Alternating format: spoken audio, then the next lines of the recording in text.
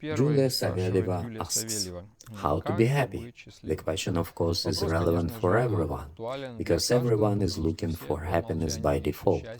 And the difficulty is not in finding happiness, the difficulty is how to define it, because people have rather weird ideas about happiness.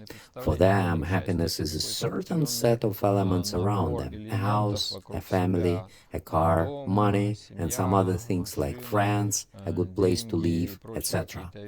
This is how people imagine happiness, while the spiritual tradition of the Vedas defines happiness in a completely different way. The Vedas defines it with the term Sukha. Sukha literally means cloudless or clear sky. And of course, when there is no a cloud in the sky, our mood is high. But I don't mean the atmosphere of the actual sky. I mean the atmosphere of our inner sky, the condition of our heart. And what are these clouds that prevent us from being happy? There are all kinds of our bad qualities: lust, anger, envy, illusion, madness, and all their compounds, etc. Therefore, another definition of happiness that the Vedas give us is the happiness is the natural state of purified soul. This is where the recipe of happiness comes from. If you want to be happy, you need to cleanse the consciousness of your soul. And how can you cleanse the consciousness of the soul? What is something that surpasses the soul? What is a higher than the soul? What is a purer than the soul?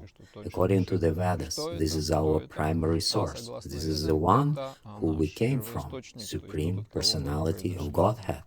And therefore, when in the process of spiritual practice we come into the contact with the highest spiritual reality, it cleanses our heart. That is, if the heart becomes purer, our state of happiness increases. Therefore, remembering this formula, that my happiness is the natural state of my purified soul, my happiness no longer depends on my karma, on the set of all these material components around me, because no matter what is the ideal material situation around me is, the power of time will still change it all. It will change my body, it will reduce my ability to enjoy the outside world. But the inner feeling of the contact with God is, fortunately, something that is timeless and makes my happiness permanent. This is my answer to your question.